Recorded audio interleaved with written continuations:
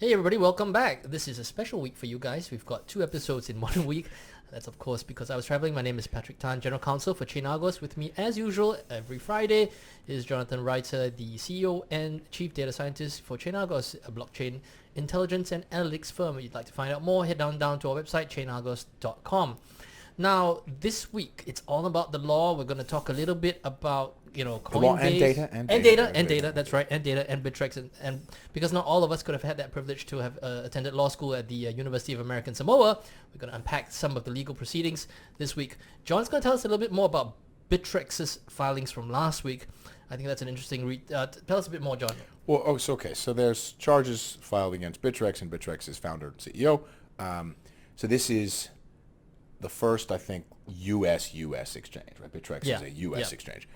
And the founder is American, based in Washington State for a long time. That's been around for 2014, I think. So it's being alleged that they, securities problems, various things. So they've sort of charged 2 interesting things here. One of them is not simply the unregistered securities exchange stuff, but that they were operating as a custodian, as a clearer, as a broker-dealer, and all manner of things without registering for any of them. If anything they listed as a security, those things are kind of either all true or none of them security, and then they're not true at all, right? Because there's no dispute, they're not registered as any of these things. Yeah. So that hinges on whether or not the stuff they're listing as securities, whether they're, then the broker-dealer is dealing in securities, whatever. So that introduces interesting questions around, conflict of interest and how you're supposed to manage all these things.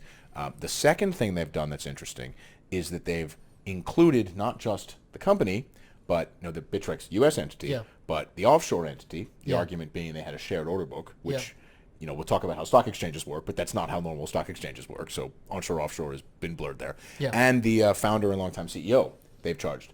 And the intention is for those entities, him personally, and those things to all be joint and several liable. So that's an interesting thing because, correct me if I'm wrong, but usually we don't go after the executives unless they've been personally, found to have, there's some evidence of malfeasance on their part.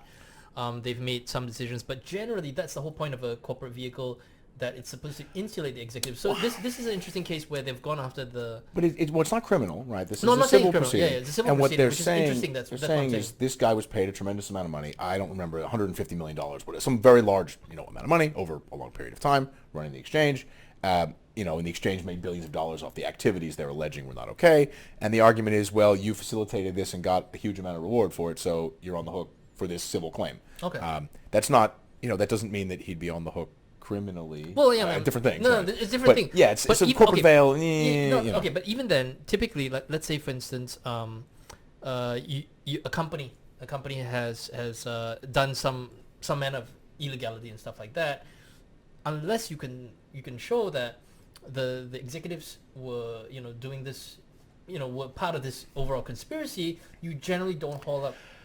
Yeah, I mean, okay, I will agree with that in general. But I will say in this case, what they're probably going to do is threaten to go after him, joint and several liable. Yeah. You're going to threaten to go after him for an amount of money he can never pay. Yeah. Because if you make a bunch of money from a company, you're being paid less than that company's revenues long term. Yeah, for sure. And if the penalties are a multiple of revenues and you were paid a fraction of revenues, you can never pay the large settlement. And they'll threaten to go after him and get a settlement on that basis. Yeah. In that we may win or lose, but we're going to come after you personally for billions of dollars that you can't pay. So, again, not right, wrong. That seems like a plausible strategy. Yeah. I agree with you that, Enron, they didn't sue Enron management for the market cap of the company at peak or anything. Yeah. But then, those guys went to prison for fraud. So yeah.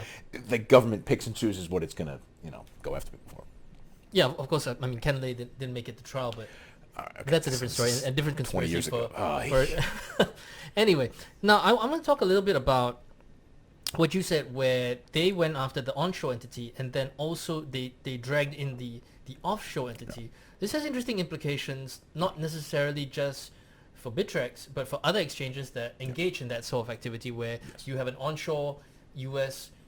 quasi-compliant-ish kind of entity, and then you have the offshore equivalent, which maybe shares order books, maybe shares certain types of on-chain, Yeah, okay, so I think it's important to be careful here. So in this case, they have a shared order book. Yeah. As in orders just Yeah, match correct, for the two correct. Yeah, platforms. that's quite clear. If you have something where there's an intermediary trading firm, that's not identical. It may or may not be the same. Yeah. May or may not be a related party, whatever.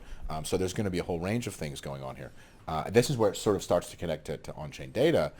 If you see a tremendous amount of the volumes on an exchange flowing, affiliated wallets, other offshore parts, whatever, exchanges that are supposedly separate, the government looks like it's at least going to try to claim that offshore thing is in fact onshore.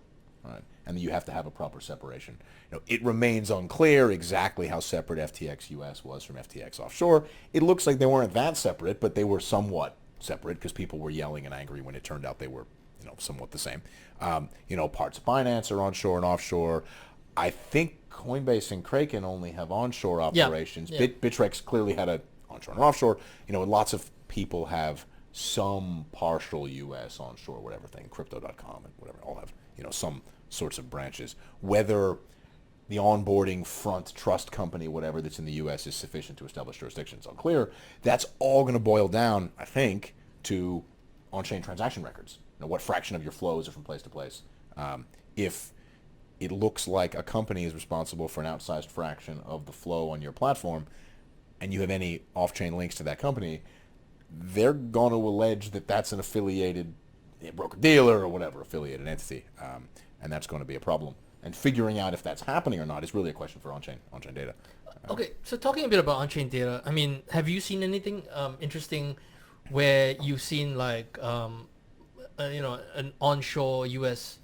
version of an exchange, had an offshore version of the exchange as well, and then you saw meaningful flows between the two, whether directly or through repeater accounts, which essentially do the same thing? Well, I guess, the most famous three situations here are FTX, Binance US, and how much that's really separate from Binance offshore. There's certainly a connection, and Binance management's acknowledged that, and Coinbase. So in the case of Coinbase, which is somewhat affiliated with Circle and USDC, it's been found, we can find this in our data fairly easily, that the largest user of USDC, the largest withdrawer from the Coinbase and Circle space, is this Symbolic Capital Partners trading firm that may or may not be related, but the on-chain data suggests that you're doing $500 billion worth of business with somebody, you're probably somewhat related to them. You might not be. Yeah, you're correct. I get that. Normally that would be pursued through legal action, discovery, read documents, whatever it is.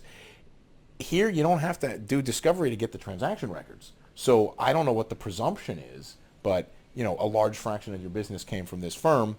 The presumption is going to be you need to explain how these are separate. In the case of Cumberland's market making on Binance, for example, these are both large businesses that I think everybody accepts are not common ownership. Correct. That's okay. That's an arm's length situation. Seems okay. If you have other stuff here, whatever affiliated trading firms, exchanges have, this stuff goes all the way back to the BitMEX days and Arthur Hayes' jokes about running stops to buy cars and whatnot. Yeah. That was clearly an affiliated trading firm. To some extent, Alameda was a vaguely in-house market maker on BitMEX for a while. Those are people who were not going to get away with claiming they're completely arm's length. That stuff's all been settled. Yeah, right. Now you have situations where there's large separate trading firms, the ones that were named firms A, B, and C in the Binance charges. Those are separate companies, and I'm alleging they're separate companies. Huge amount of volume with an affiliated business is going to probably cause you a Bittrex style problem if they get their securities and regulatory. So that's a name that I don't think has been talked about at all. Symbolic Capital Partners. Yeah, this is something that's not out there. It's not out there at all. We don't know who this is. We don't know who it is. We do know that $500+ billion of USDC has flowed from Coinbase through to this. Yeah, the Coinbase and Circle. And Circle, USDC yes, stuff. USDC and Circle through. Nobody's talking about it. Doesn't seem like anybody knows what's going on over there. I think it's hard to say that nothing's going on when you're moving that kind of. Well, okay. But again, we're not actually saying anything wrong is necessarily we're happening. not. Yeah. Just that these seem like affiliated businesses, and the Bittrex charges are interesting in that the fact that these are affiliated businesses, in that case, there were problems, that is specifically being used to claim failures to do a variety of legal processes that were required. So if that turns out to be an affiliated business of anybody, you're going to have to sort that one out. Right? That seems like another angle of attack. If, in fact, nothing there is going to fall under the securities laws, commodities laws have similar rules. Yeah. This stuff is not totally it'll be interesting if the outcome is, oh, nothing's a security. Oh no, we've just admitted they're commodity. You know, what was most of the SBF charges were commodity fraud, right? Yeah. So you know. I mean, you try to stick it where you can where it's likely to stick more. I mean, and also it depends on which agency is bringing the action.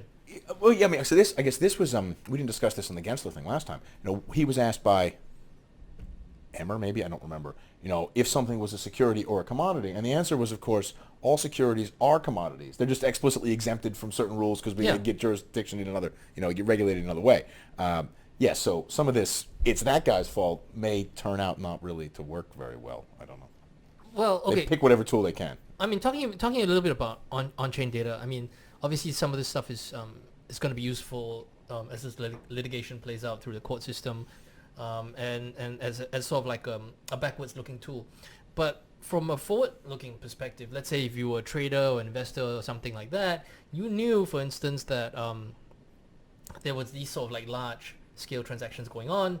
How would you use that data to perhaps? Well, I mean, the first question for a lot of tokens and sort of ecosystems, protocols, whatever, is how much of the flow that's happening is real. Because it's only for sure. money coming into your enterprise that generates value for your enterprise. Right? So analyzing that is very important. If you establish that two entities are really closely affiliated and one is the main user of the other, that's not, we can have the company bank account send $1 trillion back and forth between us. Yeah. I mean, the bank might stop us from quite issues. But like, you can do that. Yeah. There's no activity there. That's not economically meaningful. So this matters a lot from a trading asset allocation perspective.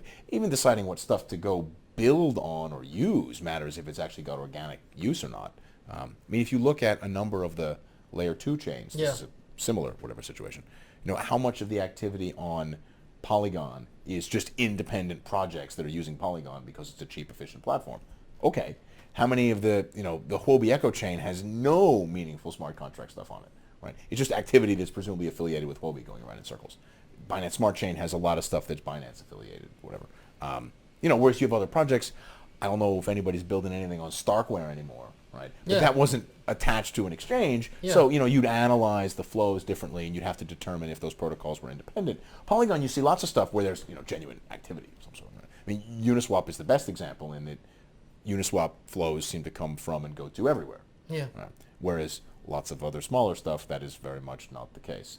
Arbitrum is the most famous recent example of that, but But okay, no, that's an interesting point. Let's go back a little bit to talk about the Bittrex filings and what that has, and how that overlaps with some of the Coinbase legal action this week. Because we know that Coinbase filed a writ of Mandamus. For those of you who aren't familiar with what that is, basically, an easy way to understand that is you telling the principal to tell the teacher to do her job, something like that. On a very simple, basic level. What they're claiming is that there's no regulatory clarity. This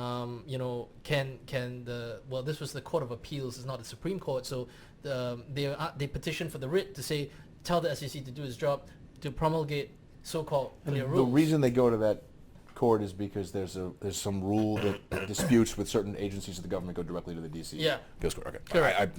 That's the procedure. That's the procedure. So it's not like, I mean, it's not like they chose this one. This is just the regular procedure. Yeah.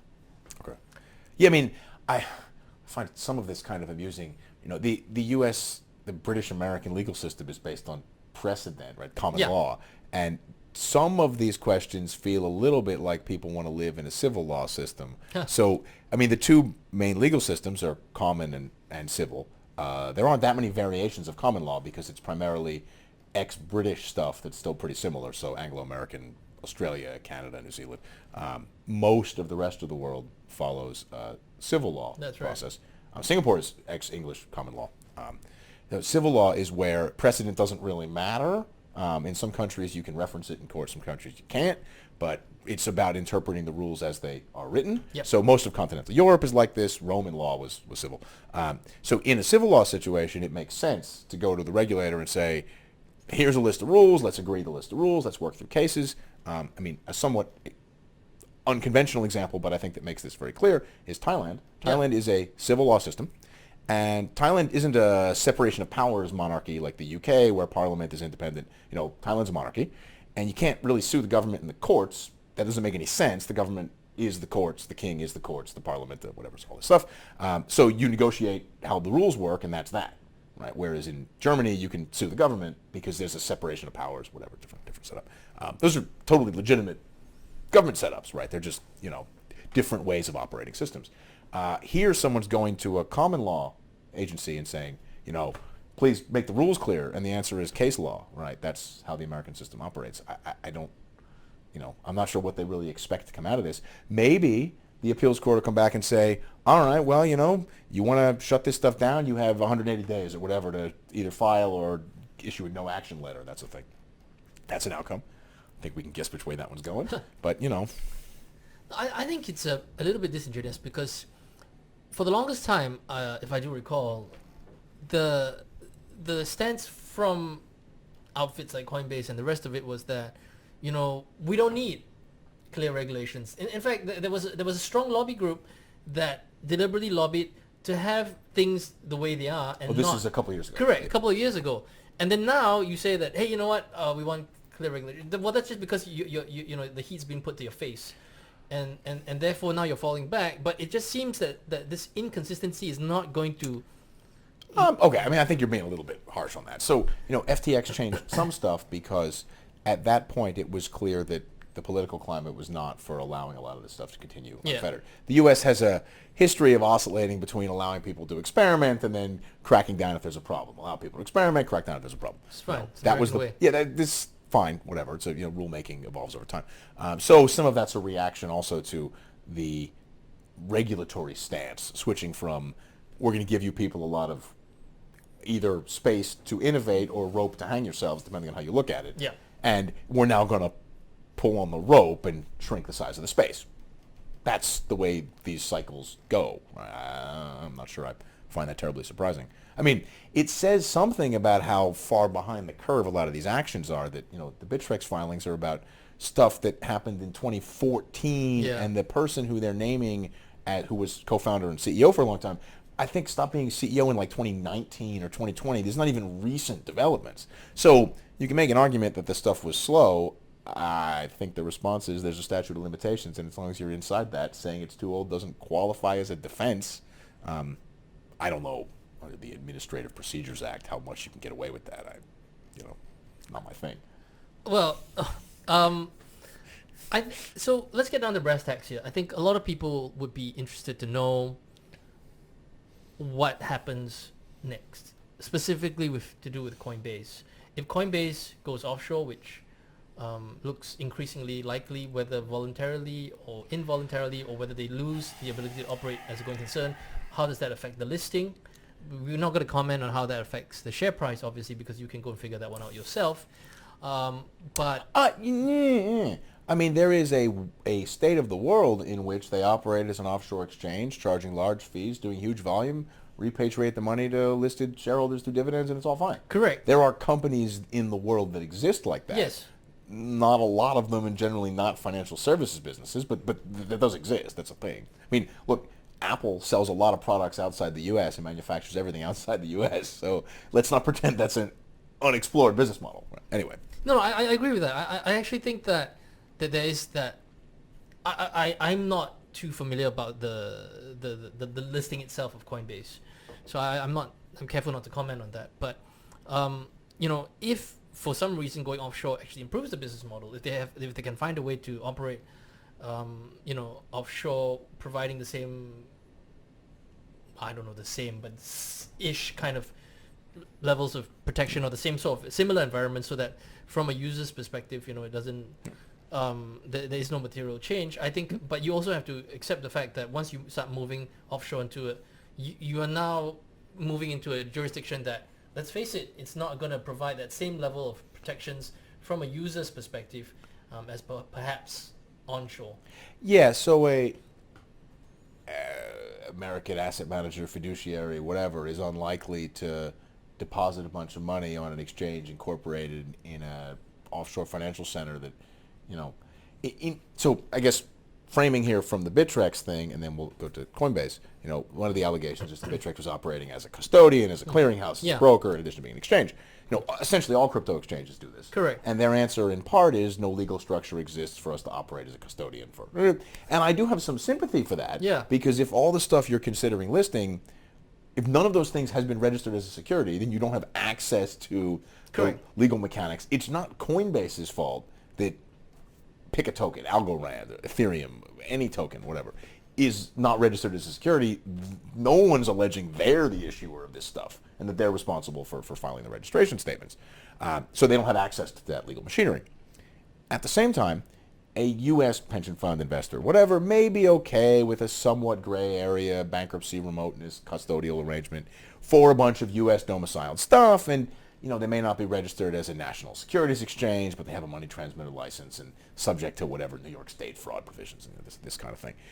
Not so much the same if you're in a gray area in something that's offshore, right? So people use offshore exchanges, but they're segregated custodians, and the assets all sit with, HSBC Luxembourg, whatever. There's a machinery there for dealing with these securities. A well-established one too. Yeah, you're going to struggle to have a combination exchange, clearinghouse, broker, custodian that is also in some kind of lightly regulated offshore jurisdiction without a tremendous amount of machinery, legal system, the rest of it. I mean, the Bahamas tried this and it didn't go very well with FTX. Well, yeah, correct. So maybe humor me for a minute, but and stick with me. Like, what if this is actually an opportunity for, say, Coinbase to run the exchange? Because you can still generate fees from that.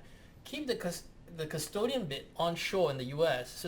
and then the liquidity gets. The way a regular stock exchange would work, and then don't do the broker dealer bit, hive that bit off. True, there's going to be a lot of leakage everywhere, and the fees are going to go up. But maybe that's the price for paying for a listed. ex-U.S. exchange. They have a custody business. They call it custody. It's not legally the same as. Yeah, it's not the same. State Street Securities custody, whatever. But it's a security business. It's a custody business of some sort. Now there are banks, State Street and Bank of New York, most famously, that operate as custodians and something like clearers for some stuff. Right? They don't operate as exchanges. Yeah. They are, legally speaking, broker-dealers, and there's a whole procedure in most of the world for how your broker-dealer is legally isolated from other parts of the business, whatever. I've experienced this in banks where there were accounts in the same trading system that corresponded to the custodian, prime brokerage business, whatever, that we couldn't access, and it was occasionally a problem when there were more complicated trades with problems, and they needed people from the front office trading side of things to help resolve it, and they're like, well, look at this trade, and you can't load the trade because you don't have access because it's a legally separate business. So yes, it's possible for Coinbase to do some slicing. I do question how effective that's likely to be if they retreat offshore because they surrender or are defeated in their SEC dispute. Because if they win, they're not leaving the United States. Oh yeah, right? It's only if they lose they're leaving. And then the custody business is, of course, equally tarred with the same problems. This is literally the Bittrex complaint, right? Yeah. That your custody business is also outlaw. I don't see a version of this multiverse where, they win. Look, you can have a situation where there's an offshore exchange that's operating, and then Copper is your custodian. No, that's right? fine. That's fine. But you're not going to have all these businesses glued together. Which is why I just, at least in this version of the multiverse, I just don't see a version where Coinbase wins in its writ. That's one, and I don't see a version where the SEC loses in its action against Coinbase. I just find that unlikely, but maybe I'm skeptical. Maybe I'm not the right person to ask about this. Their batting average is pretty high so far, and they seem to be slowly working up the list. I wouldn't even take odds on that one. If you look, and Binance set up I forget, Lithuania? I don't remember. A EU member, Baltic state, custodian subsidiary. I think it's Lithuanian. So, you're right. They're preparing to have an offshore exchange or already have, an offshore exchange with some onshore. European Union is correct. Onshore-ish. The Baltics are not a major financial center, but it's onshore. It's not literally, I guess, on the European shores. It's not an island. Here you go. That's some step in that direction.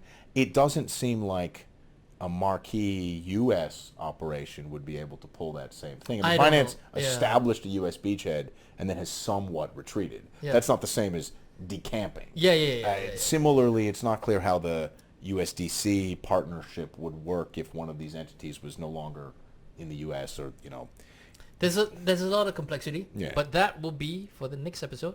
We've held you back long enough. Thank you for tuning in. As always, we love your comments. If you have any comments, just hit them down below. Always like and subscribe. We appreciate it when you do that. Otherwise, we're going to see you. Me and John will see you again next week, and we'll talk more about whatever it is that happens in the week that comes. There you go. Have a good weekend out there, and we'll talk to you soon. All right. Bye. Oh, and we fixed the audio. So We did fix the notice audio. that. We fixed the audio.